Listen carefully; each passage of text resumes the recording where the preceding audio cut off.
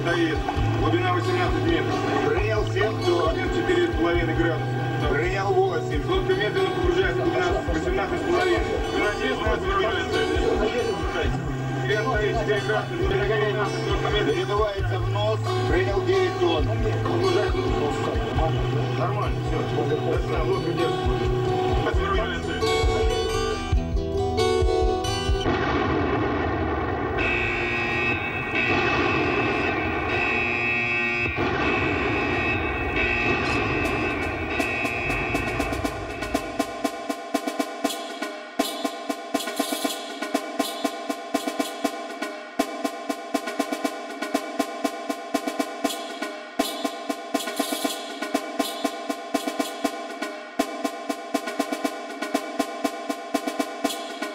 Their mission was to secure the bulkhead, lest the fire move over to their compartment. To survive, they sealed themselves up.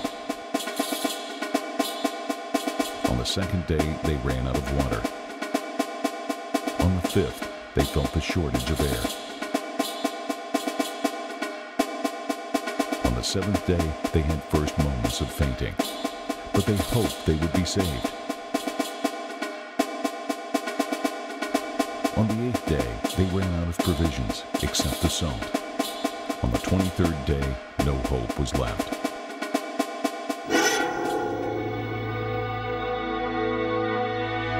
It was but one unknown episode from the life of our first nuclear submarine missile carrier, K-19. It became famous due to a Hollywood film, Hiroshima, the Widowmaker, which was demonstrated all around the planet and was a shock. The real history of K-19 abounds in far more tragic details. Because it was a narrow escape for her many times, she was called Hiroshima. For several times, she put the world on edge of nuclear catastrophe.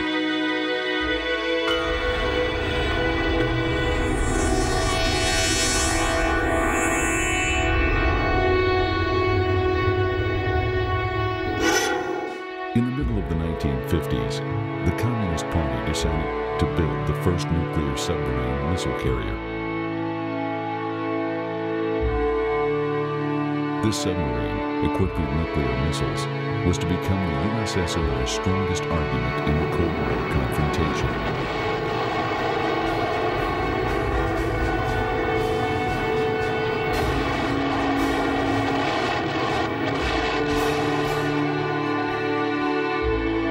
All defense plants and design bureaus were involved in building the submarine.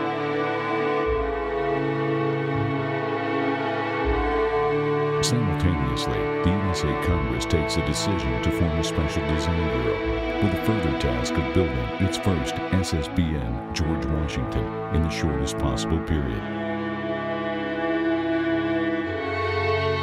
The Bureau's director has the highest authority to attract scientific achievements with economic power of the entire Western world. The starting positions of the opponents are equal. But who will be first, the 901 project or George Washington? The construction of the first nuclear missile carrier is in full swing in the USSR. We were in a rush to outdo America. Our designers and shipbuilders worked on a 24-hour schedule. Every day, and sometimes every hour, was drastic. Гонка была, вы знаете, The work was being done at a это тяжело breakneck сказать, pace. что это гонка. I Насколько вот remember that the осталось у меня в construction was памяти, carried out in 3 shifts строительство on a round-the-clock подводной лодки basis. проходило в 3 смены. Круглые сутки. Каждая In each shift смена there worked more than 2-3 тысяч 3,000 people, человек including the работал ship's на подводной personnel. лодке, в том числе и личный состав. The consequences of this rush were not slow in coming. Misfortunes began right on the building slips in Severodvinsk. During the painting works, a fire took the lives of 2 people. During resumed painting, a woman painter suffocated.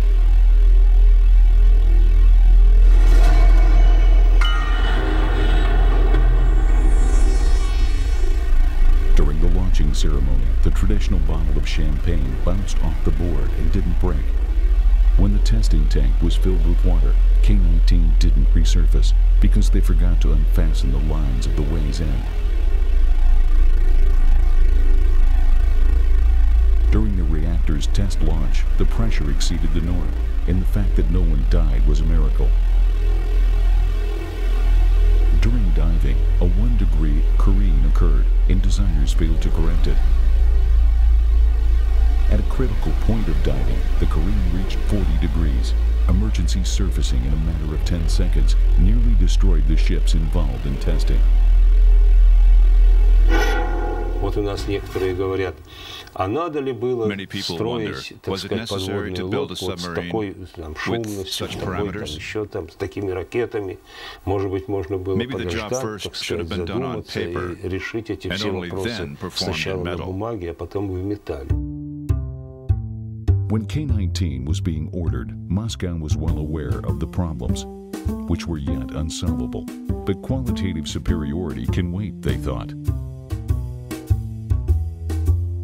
Ради того, чтобы в комплексе To отработать adjust этот this intricate сложнейший механизм, mechanism, a correct decision was taken, in было my mind, принято, на мой взгляд, вот на мой конструкторский взгляд, considering совершенно nuclear правильное submarines решение of the first для того, generation, чтобы на атомных including подводных K-19, лодках первого the first поколения, sub к with которым long-range относилась missiles. и К-19, потому что это была первая атомная подводная That is, лодка to с use a баллистическими trial and error ракетами, method. вот пошли по этому пути проб и ошибок. SSBN George Washington was commissioned into the Navy of the U.S.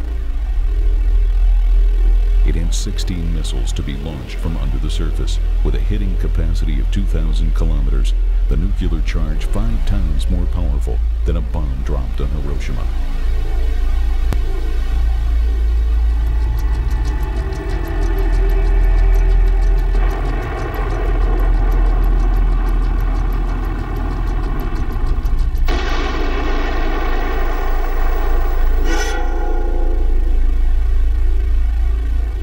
K-19 is not even ready to be commissioned, and it is armed with only 3 ballistic missiles with a 650-kilometer range. 3 times smaller than the George Washington. Plus K-19 can only fire above the water. Американцы начали создавать и создали Americans ракетные created their подводные лодки submarines раньше нас. earlier than the Мы USSR. фактически их догоняли. В условиях And we simply tried to противостояния, catch up причем in это this противостояние confrontation. было не каким-то выдуманным, допустим, And it или was not some придуманным virtual кем-то, confrontation, а оно but a real действительно one. And было, not once it put both countries on приводило the brink наши of a страны на nuclear грань war. даже ядерной войны. As early as summer of 1960, George Washington could have within its fire range 16 of the biggest strategic centers of the Soviet Union.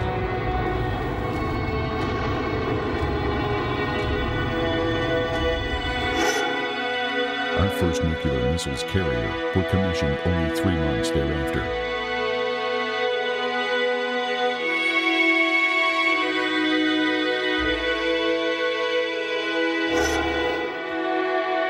This day became Cosmonautics Day in our country, but it could have been the day of the first global catastrophe.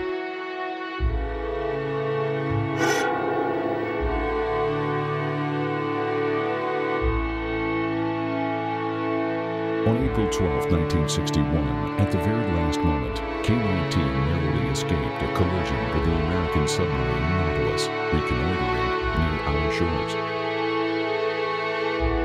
It's hard even to imagine what the repercussions of such a collision could have been. Hardly they'd come to their senses on K-19. Then she abruptly went down and hit the bottom aftwise. But she was lucky again. She had fallen into a thick layer of silt.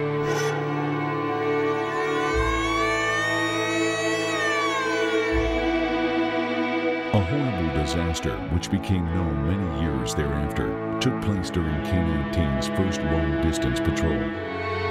The bitter irony was that during the drill it played the role of George Washington. It was the history's first accident of the nuclear reactor.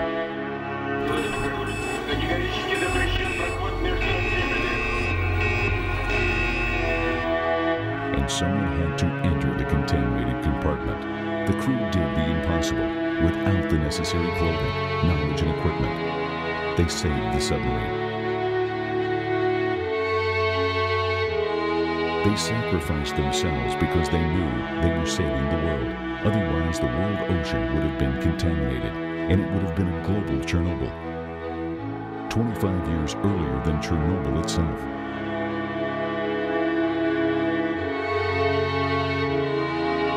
And because a NATO military base was nearby, the tragedy could have triggered off World War III.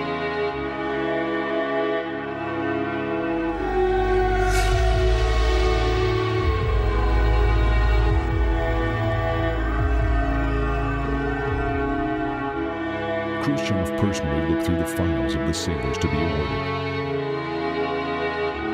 When he saw it was people from the reactor compartment, he got angry and wrote a resolution. No awards for creating an accident. By that time, they had already died in torture. Boris Korchalov,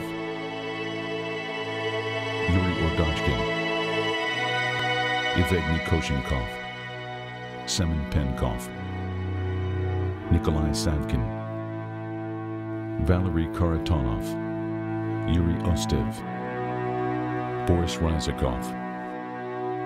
Here at the Kuntsevo Cemetery in Moscow were buried the victims of our underwater Hiroshima. Borya Ryzikov and Xenia Koshenkov had dreamed to be awarded with a badge for long-distance navigation. They were awarded posthumously, with no one even knowing for exactly what. If the commander of the submarine which came to K-19's rescue was at Boris Ryzikov's burial, he heard how to a question why Boris had died. Some official commented that he had died from electrical shock. Our country at last came to know about their exploits. Though not everyone knows that the first crew of K-19 saved the country for 2 consecutive times during that year. After objective analysis, the government commission headed by academician Alexandrov decided that the submarine should be drowned. Only the torpedo room was to be decontaminated in order to remove the missiles. It was done by crew members who for different reasons had remained on shore. But the crew chose to save their submarine. They started to wash it off, every centimeter. Doing this with practically bare hands, exposing themselves to radiation. Their superiors, though they knew about the danger, put a blind eye to this fact, watching what pains sailors were taking to prevent K-19 from decommissioned sinking. Мы чувствовали, это то, что люди, наши члены экипажа погибли, спасая лодку и спасая экипаж. А мы сейчас должны ее чуть-чуть помыть, тем, чтобы ее утопить. Возникла идея, давай мы попробуем то, что запрещено. Давай будем наверху на палубе растворять пластины регенерации. Мы всегда пользовались этими пластинами. Мыть палубу хорошо начать. Единственное, мы подоставали перчатки для всех людей и сказали их беречь, потому что других уже нет. The submarine was watched by 12 volunteers, and then it was towed towards a repair yard. But it ran aground, somewhere near Severodvinsk. But there was no fuel left. The generators were dead, producing no heat and electricity. And there was no food. And again, the crew needed to be rescued. Вот эти все аварии, они давали This chain of accidents большой provided useful материал material к of how раздумью, к accident-prone тому, parts чтобы should be perfected. совершенствовать то, в результате чего произошла авария. И кто мог сказать, что произойдет вторая, произойдет третья? Никто не мог сказать. The old reactor room was substituted by a new one, and the old one was drowned near Novaya Zemlya. A modernizing launching complex was installed. Now K-19 could fire from a submerged position. The secrecy was observed with such care that the new crew knew nothing about the previous accidents. No one was supposed to know price was paid to keep up the race with America in mind. In 1965, K-19 set out on a 30-day patrol and fulfilled her task without a hitch. In 1967, it was the best in missile launching and was called the #1 ship in the Northern Fleet. The keepers of K-19's secrets thought the worst was over. But 2 years later, the submarine again nearly triggered off World War III.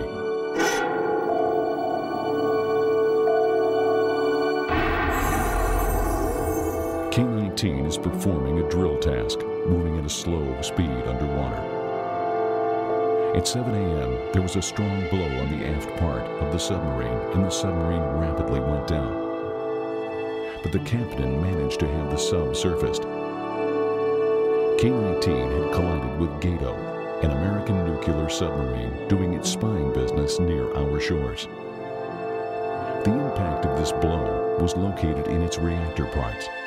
An American mining officer, fearing that the Russians had begun a ram maneuver, ordered to prepare 3 torpedoes and a nuclear missile. A nuclear explosion at the approaches to our base could have been qualified as an attack on the USSR.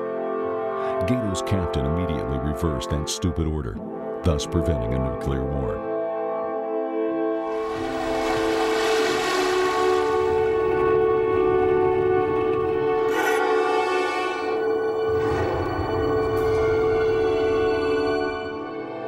Another 3 years had passed, and again, 11 years after her first tragedy, the K-19 submarine nearly caused a nuclear confrontation. And again, the sailors would die saving the submarine. The following story will be told for the first time.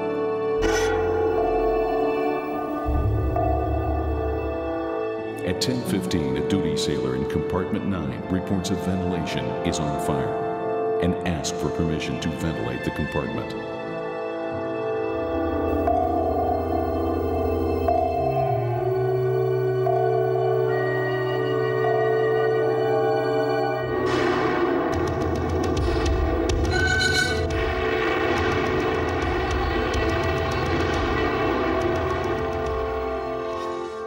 Compartment 9 reports they are on fire.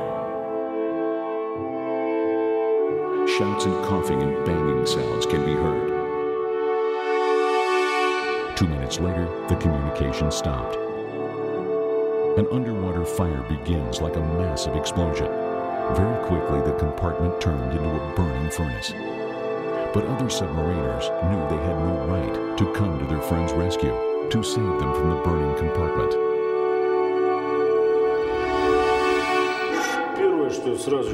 I ordered to seal up our compartment. I knew it could remain airtight to the very end. As per the book, the case of emergency submariners have to seal up the transfer hatch, thus maybe dooming themselves to death. But they have to perform their duty, trying to overcome a disaster, or at least the disaster should be kept away from other compartments.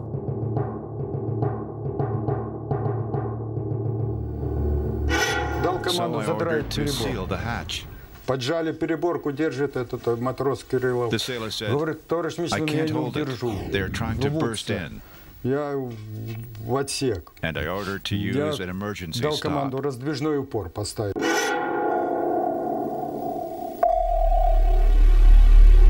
The fire and fumes spread along the sub, taking many lives. The sub's commander, first-rank Captain Kulibaba, ordered to surface, and it took about 30 minutes. By the book, the captain has to give his reasons of making his ship high profile. They radio a report, and 30 minutes later the government is informed as to what is going on with K-19.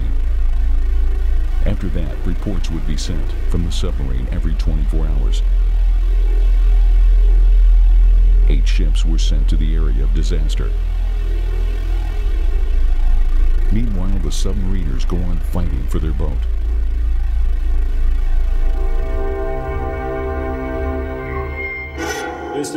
Should they have pumped air into the compartment, a fire would have started. And it was a torpedo room, which means the submarine would have perished. A fire in the torpedo room could detonate a torpedo, could lead to a leakage of radiation, which meant catastrophe. They couldn't allow this to happen. K-19 2019 had surfaced only to be met by a 9-point gale.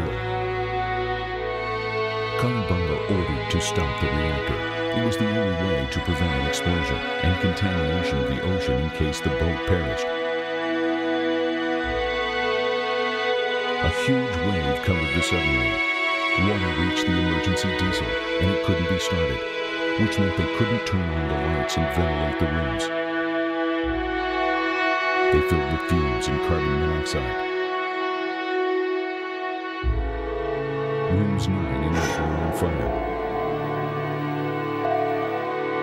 It was the second day of the accident. The Soviet tanker, the Panja, came to the scene of the tragedy. Their captain had an order to take the submarine in tow, but because of the storm, they couldn't even approach it. For the first time, Kalibanga reports about the victims. 25 men dead in 3 compartments, and the fate of another 15 was unknown. They were almost sure everyone was dead in room 5. Suddenly, a huge telephone rang. Soldiers had joked, calling it a dinosaur of the year 1916. In case of an accident, it had only 2 advantages. It couldn't be broken, and it worked, even if there was no electricity. It was a telephone call from room 10. There were survivors there.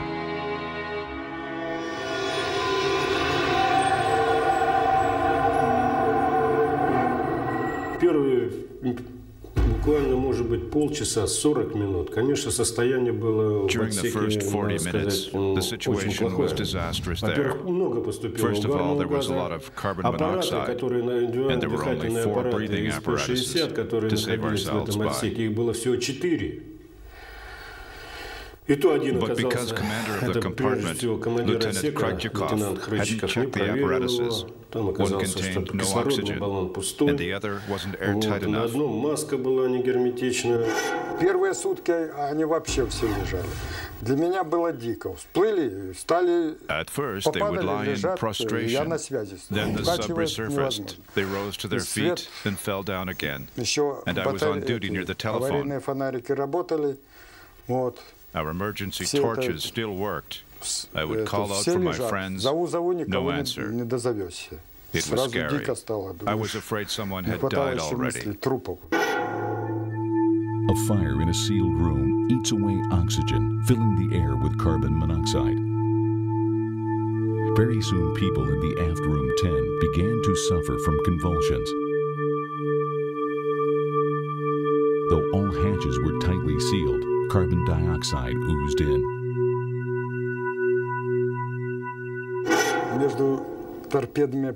Borshkov and Mostovoy were lying between torpedo apparatuses. I thought they were dead. I gave my breathing apparatus to Mostovoy, and he stirred. I cheered up that at least someone was alive.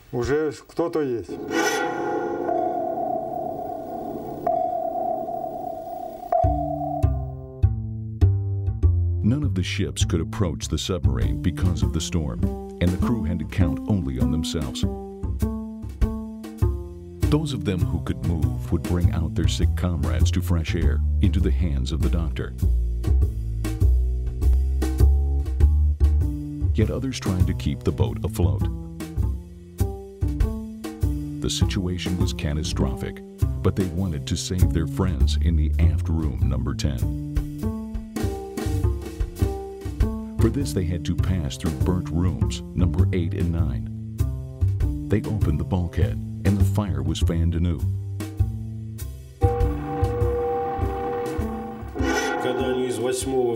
When they opened the bulkhead between rooms 8 and 9, the fire intensified. The bulkhead between rooms 9 and 10 was scorching hot, and I told my friend that they only made things worse.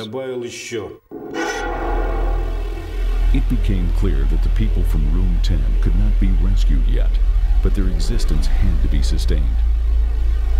The room took up about 140 cubic centimeters, and half of the space was filled with equipment.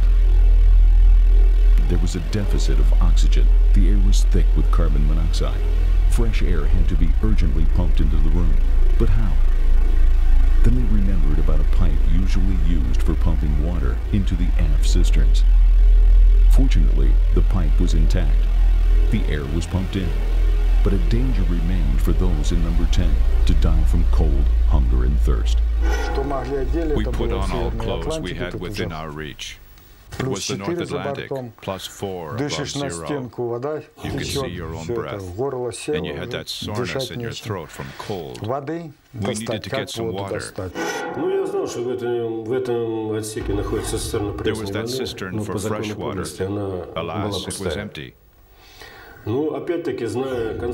all cisterns, due to their construction below the gauge glass level, had a certain amount of dead water, about 100 to 150 liters. The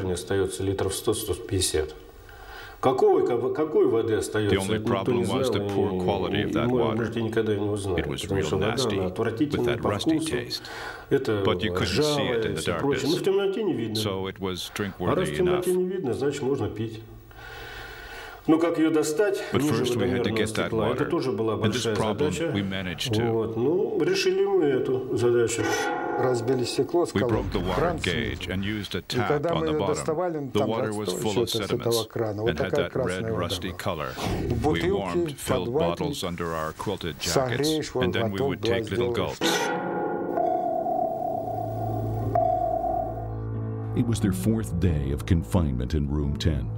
There were already 7 vessels present, including a rescue ship, but the storm preventing them from taking the submarine in tow.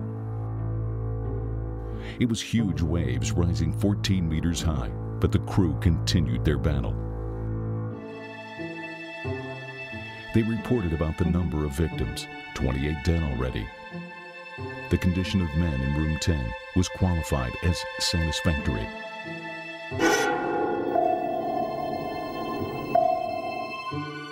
And again, they failed to enter room 10 because of the fire.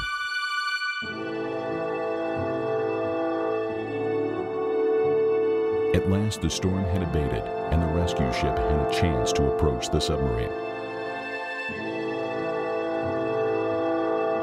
They fixed tow cables and tried to begin the towing, but the cables tore up at the very first attempt.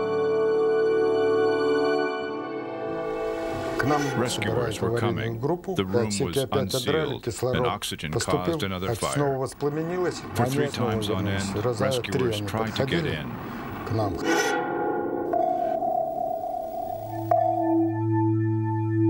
4 planes of long-range aviation dropped into the sea, 28 containers with emergency paraphernalia. The condition of the men in room 10 was already qualified as grave. They provided us with 4 packs of sugar, 2 cans of condensed milk. There were also cans with cabbage. All this proved to be very helpful. We had lots of salt, and salt is good to fight exposure.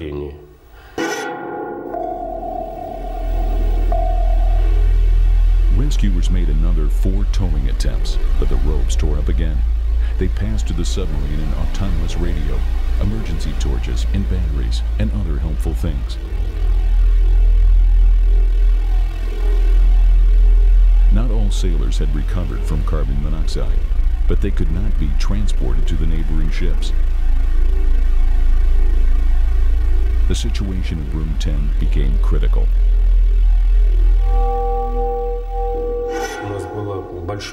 There were interruptions of the air feed. Здесь, конечно, состояние личного состава почувствовалось такое типа панического, что все нас хотят живьем здесь замуровать. Связи никакой, абсолютно, как мы ни пытались. On the 7th day, with the help of ropes, rescuers picked up 12 sailors from K-19. They passed over to the submarine hot tea and provisions. Now it's a touch and go with the people in room 10. We began to voice crazy ideas. подавай намочим простыми мочой, обвяжем рот этим делом и пробежим через 9, 8 и 7. Я говорю, Володя, ну это же бред. Они, значит, все лежат, мы пойдем. Я говорю, куда вы пойдете? На тот свет, отдраешь переборку, ты труп. Говорю, так что не спеши. The air fed into room 10 had a warm, oily taste, and to get rid of this taste, the sailors made masks from a wool blanket. They had to be sparing even with this poor air. The ones who don't do anything try not to move. Someone would always be on duty at the telephone, but it was dead. There was also someone on duty near the hatch. The bulkhead was so hot from the fire in the next room that the paint blistered and they had to splash salted water on it. The air was hot like in a steam bath.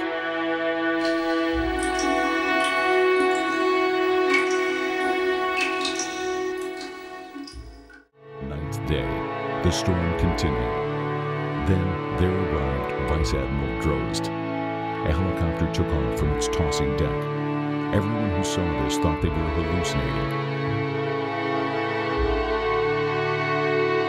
Such maneuvers were forbidden in stormy weather.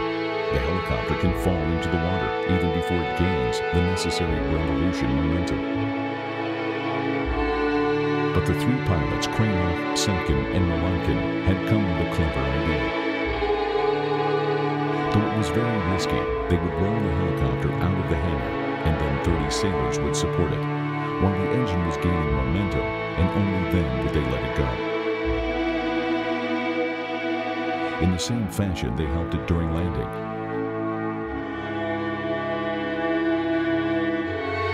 Because of heavy tossing, Vice Admiral Drost rescuers failed to get down on K-19's deck so as to pick up some of the survivors.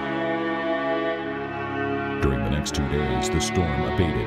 Helicopters and boats started their work and saved another 63 submariners.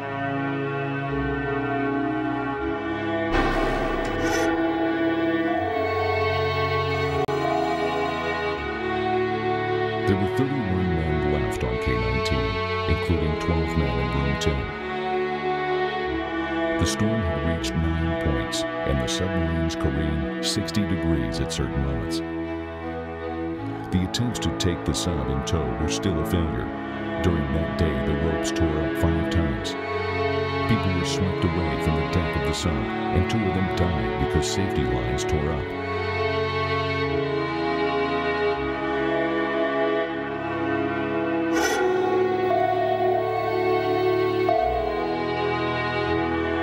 The rescue operation had continued for 14 days. They managed to transmit low-voltage light into room 10, but this fact didn't make the men's plight any better. The storm increased the amplitude of tossing, which reached 50 to 60 degrees. The helicopter can't work in such conditions. The most awful thing is that from the very first day, we thought that maybe we'd die. We thought about our wives and children. On the 5th day, when the situation with oxygen was critical, we would say farewell things to each other. Volodya Davidov said, "Boris, if you stay alive, you'll take care of my son. And about mine too," said Ivan Kromstov. I said, "Hey, you think you'll die and I'll stay alive?" No, we say this just in case. And we said all those things in the darkness, without seeing each other's faces. Друг друга никто ничего не видел, но слышали.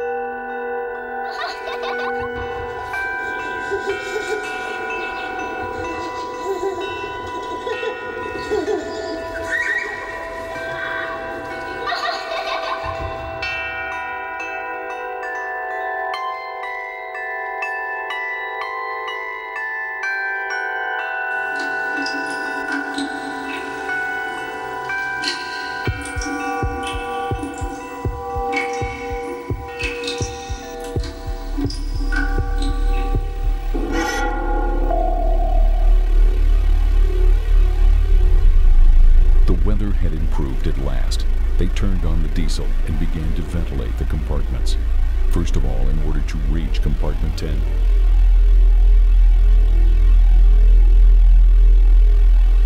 But people in room 10 knew nothing about this. They had run out of their meager provisions. Когда уже, как говорится, есть We нечего had было, nothing to весь eat. запас был I израсходован. said, go and look in Я starboard одного and port посылал side в разведку, corners. и другого. Я говорю, There ты must на be левый some борт, ты на stashes правый of борт. food. Проверять все, что есть в закутках. Вот. Я говорю, You ну guys всегда же always при hide some погрузке что-то provisions during the прячете. boarding. Я говорю, ну теперь Now try ищите to в find it. потемках.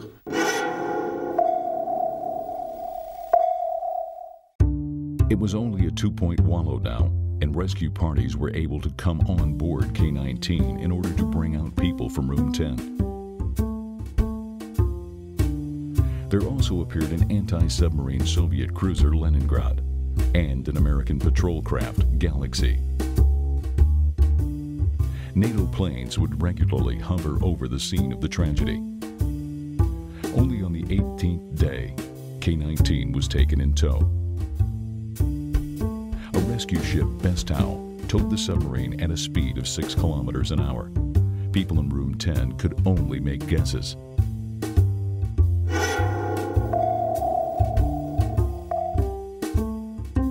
A week later, K-19 was already 1,200 miles away from the scene of the tragedy, and there was another 2,500 kilometers to cover.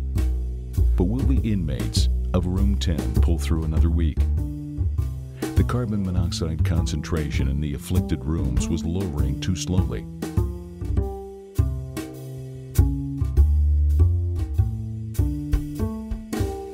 At last, the Navy headquarters in Moscow received the long-awaited news. At 1858, the inmates of room 10 had been saved and brought over to the mothership, Gadyev.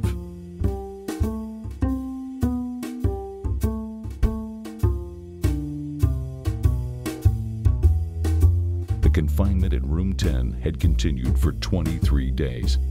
Lest they get blind after being so long in the darkness, they were blindfolded. Many of them couldn't walk.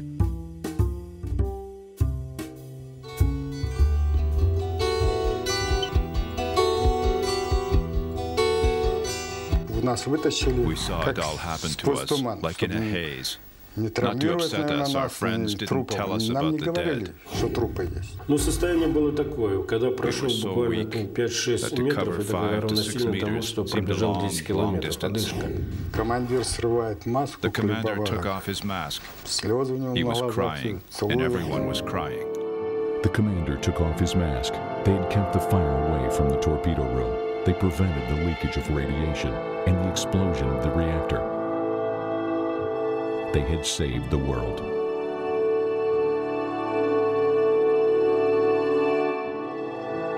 Three compartments had completely burned out. Numbers 5, 8, and 9. For K-19, which was now to be substituted by a better submarine with 16 missiles instead of 3, its strike radius none the worse than the enemy's, the Decommission Act was like a death sentence. But there were people who were ready to save K-19 at any price. Подводная лодка К-19 ремонтировалась, туда было внесено очень многое, и она прошла как полигон. То есть использовали эту аварию. Это не значит, что надо делать специальную аварию. Но уже раз она случилась, то на ней было внедрено очень много нового. 5 months passed, and K-19 resumed its patrol work. The country was in the dark about the previous tragedy and about the fate of its submariners.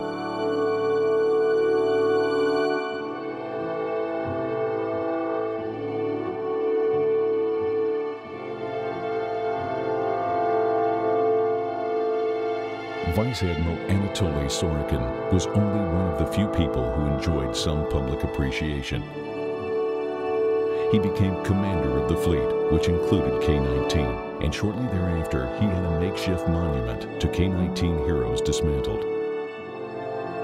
His motives were that one of the streets in a submariner's settlement already bore the name of Boris Korchalov, and that the monument itself was bad for the sailor's mentality. Not even the country, nor the sailors of the Navy themselves knew nothing about K-19's misfortunes. They didn't know what price had been paid for the parity with the United States. To her last day, the submarine wouldn't leave sailors in peace. In November 1978, a fire broke out.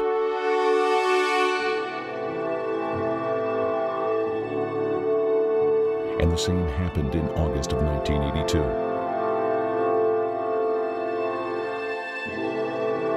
Then K-19 nearly sunk after a torpedo damaged its hull during exercises. But every time, there were people who would put it back to life. Это подводная лодка головная, атомная подводная лодка с баллистической ракетой, которая фактически явилась подводной лодкой, которая проложила путь к созданию наших ракетных подводных кораблей стратегического назначения. И хоть ее данные были невысоки по сравнению с нынешними кораблями, тем не менее она была первая, и она положила начало. This is how ships die. The steel is remolded, and no one knows what it'll become in its next life. As was the case during the previous 40 years, they had tried to preserve this submarine, which had become legendary. In August 2003, veteran sailors sent their request to the president, but higher officials decided that it was an absurd idea and persisted that our first nuclear submarine missile carrier should be scrapped.